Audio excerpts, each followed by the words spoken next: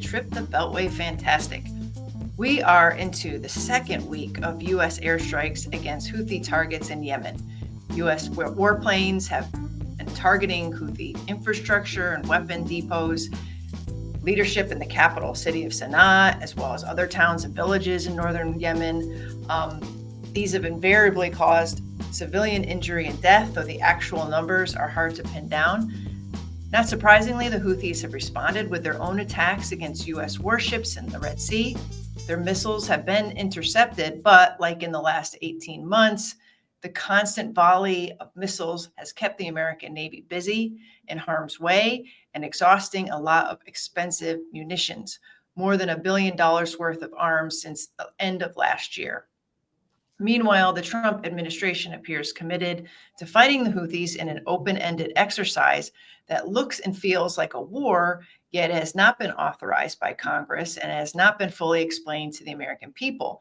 To top it off, an embarrassing scandal exposing top officials' use of a signal chat room to plan the initial attack on the Houthis in Yemen on March 15th has made the administration, in particular National Security Advisor Mike Waltz, who appeared to let Atlantic editor Jeffrey Goldberg into the chat, amateurish and itching to flex militarily, even despite some pushback from Vice President J.D. Vance. This has sort of a broken record feel to it. President Obama enjoined the Saudi war against the Houthis in 2014. The conflict there, which the U.S. supported with weapons and other military assistance, crushed the population and continued all through the first Trump and the early Biden administrations. Airstrikes against Houthi militants resumed after the Houthis said it would attack Israel-connected ships in the Red Sea after the October 7th attacks in Israel spurred the Israeli war in Gaza, which has now killed over 50,000 people. International shipping has been disrupted, which the Trump administration is now using as an excuse to pummel Yemen. But is it our fight? Is it a useless one? Here to talk about all of this and more are my friends and experts, Anel Sheline, who is Senior Fellow at the Quincy Institute, specializing in Middle East affairs, and Jennifer Kavanaugh of Defense Priorities, who specializes in military affairs. Thank you so much, guys, for coming on and joining us on Trip the Beltway. Fantastic. Thans for having us. Happy to be here. Really glad to be here. Yeah, thank you. I really want to tap into your knowledge and analysis on this issue and what's going on in the broader Middle East today with respect to U.S. military. And now, can you briefly set the table for us? Why are the Houthis attacking, and why hasn't the U.S. been able to stop them in almost 18 months? Well, just to back up a little bit, when the Trump administration launched their attacks on 2015, the Houthis had not reinitiated any attacks. They had indicated on March 11th that they were going to restart attacks based on the fact that Israel had reinstated a total blockade on Gaza. So Israel has not allowed in anything, aid or anything, to Gaza since March 2nd, and that is ongoing. And so that violated the terms of the ceasefire, and the Houthis had said that they would be willing to not engage in attacks as long as the ceasefire held, and they had abided by that between mid-January and then until around the middle of March. But to back up to the larger question of why initially were the Houthis attacking shipping in the Red Sea is because of Gaza. They have gotten a lot of political mileage out of being essentially at this point, the only remaining standing actor with a largely complete defeat of Hezbollah. But standing up for the people of Gaza, and their motivation was to impose a similar blockade on Israel that Israel has imposed on Gaza since 2007. So, initially this was directed primarily at Israeli ships or ships headed to the Israeli port of Eilat in the Red Sea, but it also just extends to all shipping in the Red Sea. And so again, just to reiterate, when the Trump administration decided to launch the attacks, there really hadn't been a precipitating incident other than the fact that the Houthis had said publicly that they would, or that they intended to reinitiate attacks on Israeli shipping. But that had not yet occurred. So just to follow up on that, so why is the Trump administration, why did they decide? And I might be facetious in asking that because I haven't really saw a clear articulation of why they restarted those attacks other than freedom of navigation. There's some sense that Iran is the real target here, the real message that needs to be sent. Do you have any sense as to why the restart of these attacks? Well, I mean, fascinatingly, we actually do have some pretty good insights into that, given the signal thread that we all astonishingly have access to. And so you're right. I mean, the idea was tying it to freedom of navigation, and specifically to Iran. Although on those issues, as Vice President Vance pointed out, he cited the figure that only 3% of U.S. shipping goes through the Suez Canal.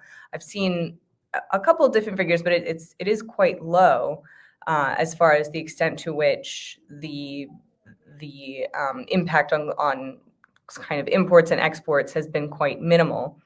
And so the question then has to do with, well, to what extent does it really serve U.S. interests to engage in Operation Prosperity Guardian, given that the countries that that benefit much more directly, in particular countries like Saudi Arabia or Egypt in particular, which are close U.S. partners, as well as European countries that do rely on, and Asian countries that sort of rely on the Suez Canal to connect Europe to Asia, they have not been willing, or at least the Middle Eastern countries have been unwilling to contribute to Operation Prosperity Guardian, given the sensitivities of being seen as going along with the United States and Israel against the Palestinians. Europe has been willing to contribute to a certain extent, but again, it's the question is, well, as came up in the signal thread, why isn't Europe really shouldering more of this burden? And Jennifer, you did a wonderful piece for Responsible Statecraft asking that very question. So Europe and the Gulf states don't want to take up that burden. So why should we? Can you talk us through like why this is a U.S. national interest? This whole freedom of navigation issue really, it seems, to me, it seems thin. But when I put up your story, say on social media, and everybody responds like, of course, it's our obligation to ensure freedom of navigation and international shipping. And I feel like you had a pretty good answer to that. And can you talk a little bit about U.S. interests in this scenario? Yeah, in my view, this idea of the absolute guarantee for freedom of navigation everywhere is all tied up in American primacy. This was one of the things that the United States did as a global hegemon, was to guarantee the freedom of the seas everywhere. And the Navy very proudly proclaims, even now, that it will, fly or sail anywhere that international law allows. And that's the motivation behind their freedom of navigation operations in Asia and elsewhere. But this, is taken to an extreme, like American primacy. Obviously, the United States wants to protect its interests, and that means that it does need to be able to navigate through important maritime choke points. But some maritime choke points are more important than others to U.S. interests. The Suez Canal and the Bab el-Mandeb in the Red Sea are very of low importance to the United States. So I don't see that many interests at stake. Now, you could say that any violation of freedom of navigation creates a precedent. So if the United States lets this disruption to commercial shipping stand in the Red Sea, it opens the door for China to take more aggressive actions in the South China Sea or the Strait of Malacca, which is more important to the United States. So I guess I have two responses to this sort of absolute view of freedom of navigation. The first is that the United States needs to be able to navigate through maritime choke points, but it also has one of the most powerful navies, rivaled only by China in the world. So if the United States really needed to get through the Red Sea right now, could it do it? with naval power with a well-armed naval convoy? Absolutely. So you don't need absolute freedom of navigation all the time. You need to be able to create windows where you can use the seas when you need them. And the United States has that everywhere still. The second is that freedom of navigation is a global good. It's something everyone benefits from. And the days of the United States acting as the underwriter of global security are over. And I think that is something the Trump administration has tried to make clear in Europe, that the days of the United States underwriting security in Europe and allowing partners to spend little or nothing on their defense while the United States puts tens or even hundreds of thousands of U.S. forces in harm's way are over. So the same principle should apply in the Red Sea. The U.S. may have some interest in defending this principle, but so do a lot of other countries. And as Anel indicated, the other countries that are benefiting a lot just aren't contributing that much. The Arab countries haven't really been willing to offer that much support, even though they're right there. There are, many reasons for that. And then the Europeans, I've seen a lot of defenses of the Europeans since the signal messages came out, saying that they're not freeloaders, that they've actually been participating all along. But their participation is so minimal, and they've taken on such a small part of the burden that the United States is effectively carrying the full cost of this operation. So if the idea is that we should be burden shifting everywhere, then we should also be demanding that if we're going to take on a role in Red Sea in fighting back against the Houthis, although I don't think it's going to work, but if we're going to do it, we should be demanding that our allies and partners are right there beside us, and if not beside us, then paying for the operation. And there was some allusion to that in the signal chat, but ultimately the United States went ahead without asking for money or support. Yeah. And so it's going to be a lot harder to get that in retrospect. Yeah, and I'd just like to point out that, and I could be wrong, so please correct me if I am, that no one has been injured in any of these Houthi attacks on shipping, whether it be the merchant vessels or the United States Marine Navy ships that are stationed there, that most have been intercepted. There's been some instances of ships, the merchant ships, getting hit and maybe even sunk, but like crews have not been injured. There was one crew of, was it the Galaxy Star? I can't remember the name of the ship, the merchant vessel that had been detained by the Houthis for 14 months. And that's not fun. That's not good. I'm not diminishing that. But nobody has been killed, and most of this has been intercepted, right? That's not quite true. 4 people have been killed. I mean, these are not U.S. service members. I believe these were, members of a crew of a merchant vessel, and I'm not sure if that was which ship they had been on. But, so that was from the entirety of when the Houthis began attacking ships in November of 2023 until January of 2025, 4 people killed in that time. And you think, sorry about that. Well, 50,000 people that Israel has killed in Gaza. I mean, it's just, it is unfortunate, but it is a little bit of a question of like, well, what is the real damage that's being done here? And again, who's responsible for protecting that? As Jennifer was saying, to what extent is this really in U.S. interests? And I think that was an excellent point regarding the fact that if the U.S. Navy really did need to get through, absolutely would be able to do so. What were you going to say, Jen? There were like 2 Navy SEALs, I think, who were killed, but they weren't killed by the Houthis. They were killed in operation to interdict missiles. Or weapons that were, I think, headed for Iran or headed for the right. They were trying to board a ship, and they drowned. Yeah, and then there was they weren't injured, but there was the incident with like the Navy shooting down its own F-18, where the crew was not harmed miraculously. They were able to eject, but that happened in December. So in fact, the incidents that have happened that have had implications for U.S. service members have been supporting operations. And this just gets to your point in the opening that these missions they not only have a cost in terms of cost of munitions and the drain on readiness, but they also have this cost, this human cost for the personnel who are conducting the missions, even if it's not directly from the Houthi missiles. Yeah. Well, I wanted to ask you, just going back, Anel, to the reasons why the Trump administration has decided to engage these airstrikes now, which have been ongoing as of today, I believe 11 days. Does any of this have to do with Israel and its restarting of its war in Gaza? It does seem like these Yemen airstrikes began on March 15th.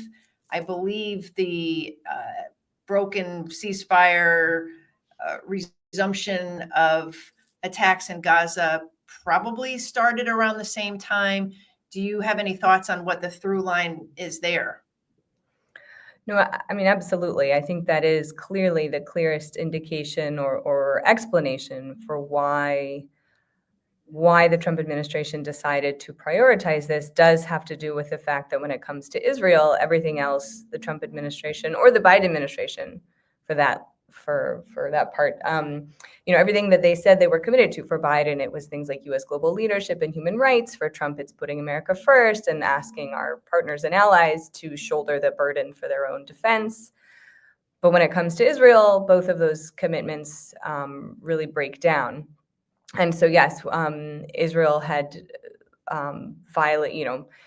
had made the argument that the ceasefire negotiations weren't going anywhere. Although, to be clear on that, Israel had tried to unilaterally impose a different different set of terms moving forward, which was not what had originally been agreed to back in January when the ceasefire was initially agreed upon, of what exactly phase 2 would entail. And so then when Hamas said, well, no, we would like to stick to what we originally agreed to, Israel said Hamas is, not agreeing to negotiate, and relaunched airstrikes on Gaza. So in general, the fact that we've seen the Trump administration prioritizing the interests, again, of not only Israel itself, which arguably Israel's long-term security is not well served by continuing to behave in such an aggressive manner that it is continually prompting this kind of pushback and making Israel an international pariah, that Israel's long-term interests would be better served by an outcome that provides for the security and dignity of both Israelis and Palestinians.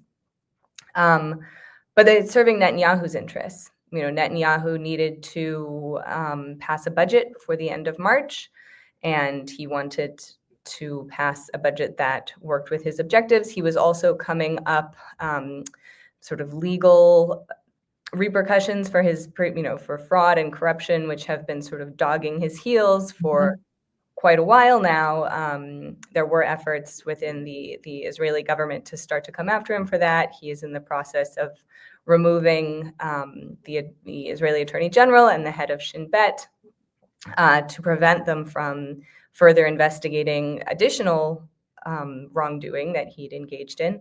So essentially, the Trump administration has signaled that it is willing to put the interests of Netanyahu himself above U.S. interests, above the lives of U.S. service members, as Jennifer said, and certainly above the lives of Palestinians or Yemenis, which I think is quite disappointing, given that we'd initially seen Trump finally doing what Biden was unwilling to do and making clear to Netanyahu that he needed to abide or needed to agree to this ceasefire, that this was in the long-term interest of the United States to reduce tensions in the region, to avoid getting drawn into another endless war in the region.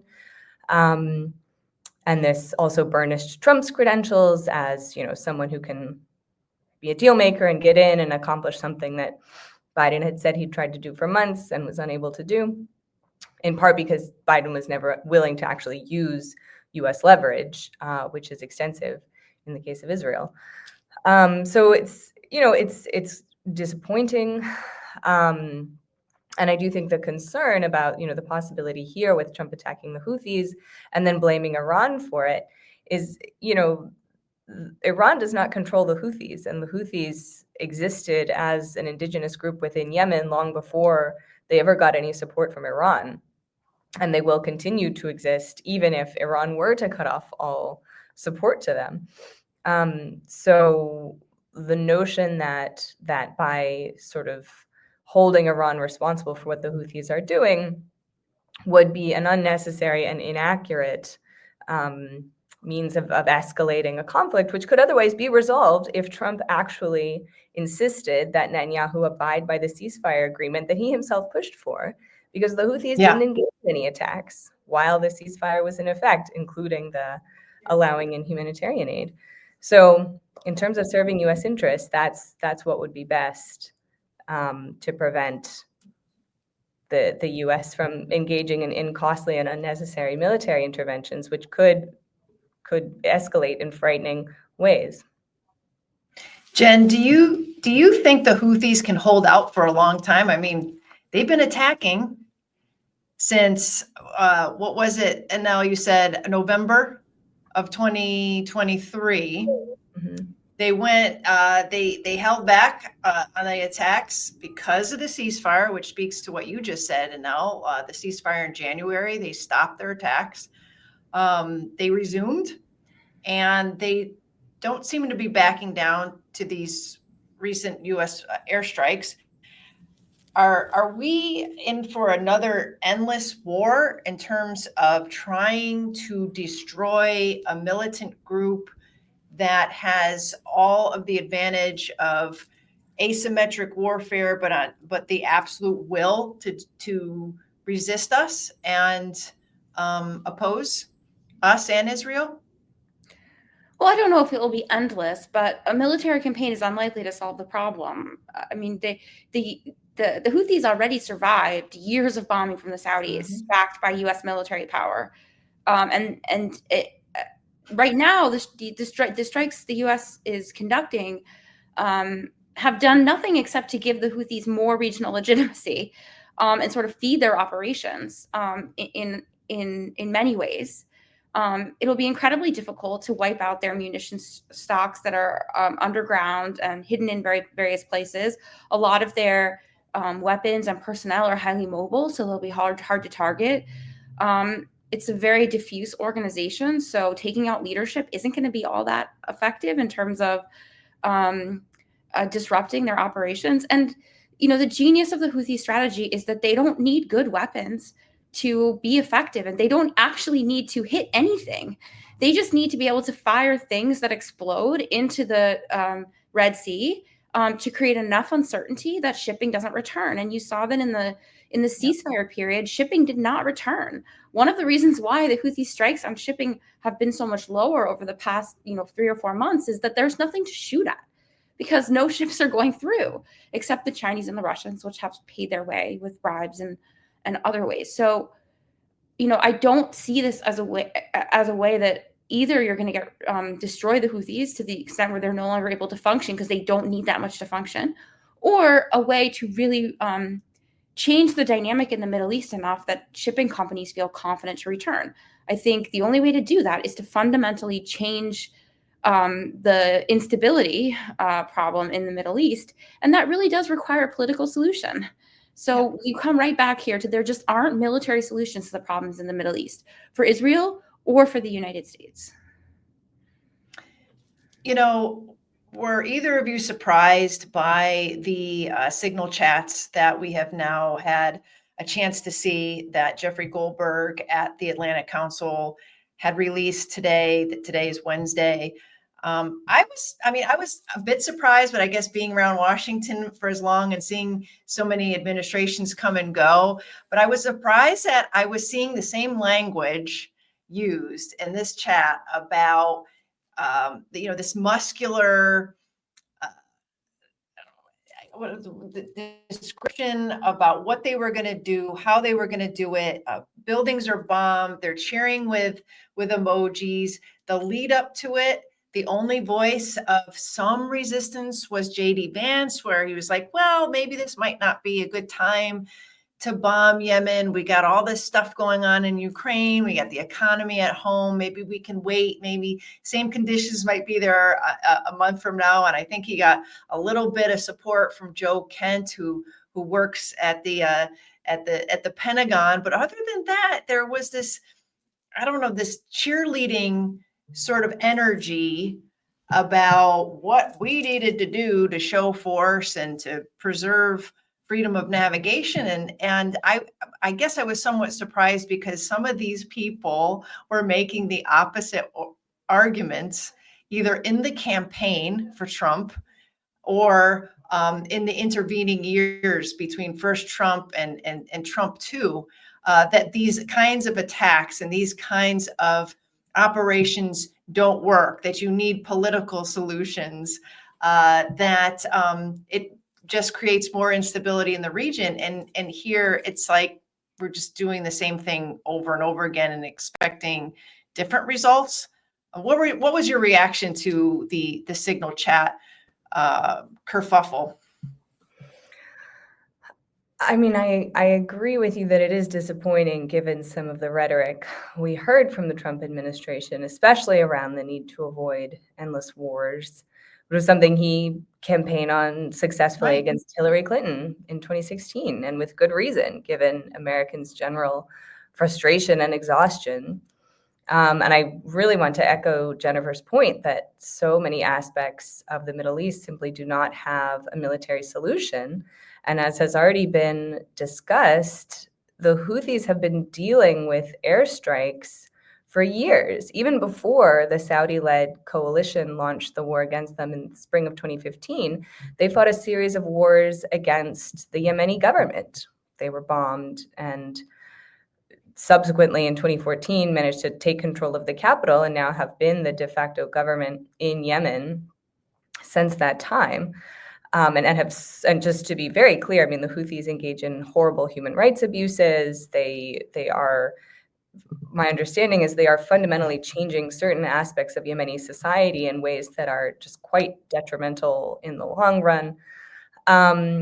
But that is an internal problem to Yemen. And this is a group that has dealt with years and years of airstrikes. And if you look at sort of data about the Saudi-led airstrikes, especially early on in the war, massive bombing campaigns that the Obama administration was supporting and helping with targeting, with the justification that they were trying to help them avoid unnecessarily targeting civilians. But given the scale of the destruction in Yemen, I would question that. And then comments from administration officials who came out afterwards to condemn the U.S. involvement in those airstrikes and the war in general. So, as far as like this bellicose language on the Signal chat, I mean, I think it does just get back to the fact that often in a position of power, there's a sense that you have to do something. And so even an official who may have campaigned or, even Hegseth, who in previous positions, in his role in the military, witnessing fellow service members being sort of thrown into the meat grinder of endless wars and questioning that. I do think when you're in that position, there is this perceived imperative to act. And it's so easy. We could see it was kind of wild to see the ease with which they could just say, all right, we've made the decision this is happening, within an hour or so, like a limited time frame. Suddenly it's like, okay, well, this has been ordered. And then you started to hear the headlines or reports from many social media that bombs were falling. And, it's much harder to achieve the political solutions, in large part because they do require compromise. And I think American policymakers are wholly unaccustomed to compromise. And this is something I remember from my time at the State Department, where I anticipated that U.S. diplomats would be much more in favor of diplomacy than military action. But instead, many of them are so accustomed to having the U.S. military sort of quietly there in the background. So if they assert a diplomatic position, they don't necessarily have to say the quiet part out loud, which is, well, if you don't do this, we have the strongest military in the world. So, think about the position you want to take here. And moving forward, the United States is going to have to become much more accustomed to compromise, given that we're no longer the military hegemon, or that we are moving towards a global order of greater multipolarity. And I do just worry that sort of that process of Americans and the American foreign policy establishment coming to grips with that may be a very unstable time when other actors are willing to challenge the United States in ways that they previously weren't, and that Americans are wholly unprepared for how to deal with that, other than with extreme levels of violence, which beget more violence. Yeah. Jen, your thoughts on the Signal chat? Yeah, so on the one hand, they seem to communicate in the Signal chat like I kind of would imagine the conversation unfolding if it had unfolded in public, in the sense that their comments were sort of aligned with how I perceive their personas and their positions on the Iran issue specifically. And I do think that at least the timing of these strikes was intended to be like a signal to Iran, and that was sort of the motivation behind pushing it now versus waiting a month. On the other hand, I think one thing that came out really clearly, which is an important point, is that like America First is not restraint. And I think there was a lot of talk before the election that, this is the like isolationist movement, like pulling back from the world, but that's not what you saw unfold on the chat at all. And I think that's a really important point to take into account, that like administration officials seem very comfortable with unilateral action, but that the peace through strength, like the strength piece is the key there. So they want peace, but they're not willing, as Anel said, to make the compromises that are sometimes necessary for peace. And I think that pertains to sort of all the theaters, right? Like, we want to prevent Iran from getting a nuclear weapon. We don't want war in the Middle East. Okay, what are you willing to give up for that? And there's nothing on the table. Same thing with Russia. What are you willing to give up? Are you willing to pull forces out of Poland?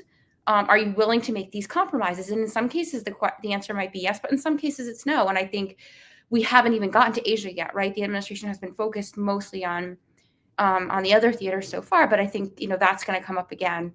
So I do think it's really important to note that, like, as we look to kind of the steps they're going to take next, like, we shouldn't assume that it's always going to be the restrained, and we should push back restrained position, and we should push back on those who try to cast this as an isolationist administration, because it's just not.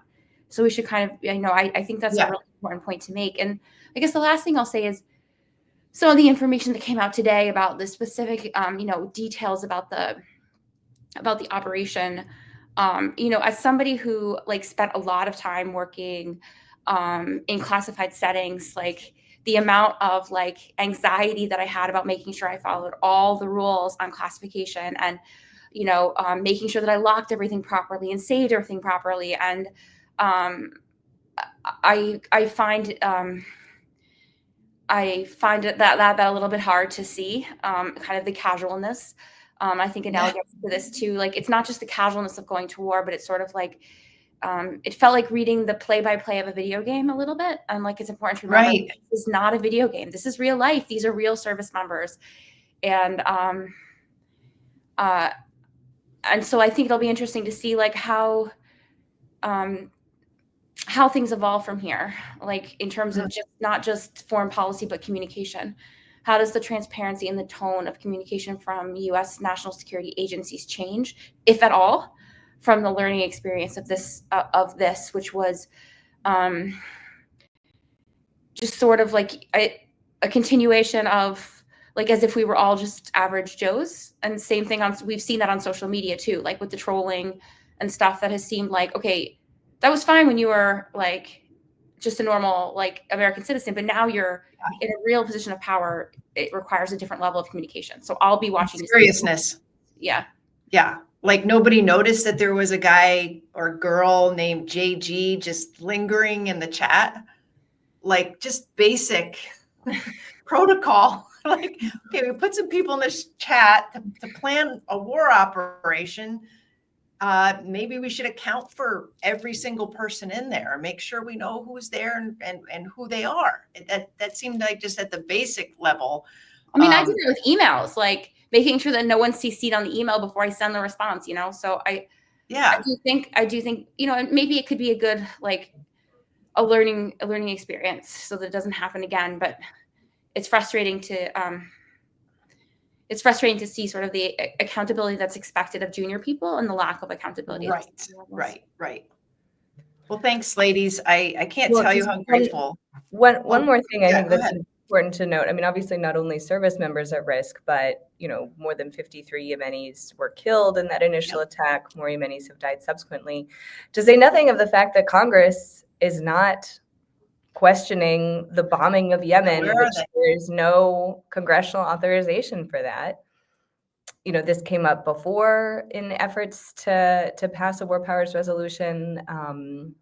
I think there's been a little bit of pushback from Congress about this, but in all the hullabaloo about, oh my goodness, the signal chat, there has not been enough discussion of the fact of the casualness with which these administration officials just start bombing Yemen when that is supposed to be something authorized by Congress. There was no mention of the fact that, well, do we need to check with Congress? If this continues, we're going to need to get authorization within 60 days. No. Not even a thought. Not even a thought. And there is so much, I do understand why people are focusing on the signal chat, because it evokes so much as far as, as Jennifer was saying, like what the standards that whether you're in the military or other parts of the government, that you are expected and held legally responsible for protecting sensitive information, and the consequences of violating that are quite clear.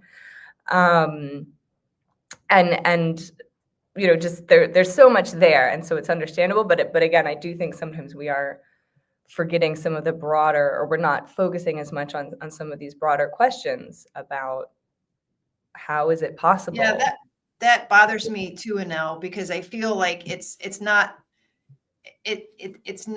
unconscious. I think the media typically does not want to touch these issues, these thorny issues of who has the authority to bomb other countries. They defer to the politics of the issue, the mechanics of like who got who in this particular instance. Jeffrey Goldberg being the drama of the scandal. But nobody really wants to talk about whether or not we should be bombing Yemen and these Houthis. Who cares about the Houthis? They sound bad, so why not? And we see this in every instance of U.S. intervention, military intervention. The media will focus on one aspect, and I want to say uncontroversial aspect.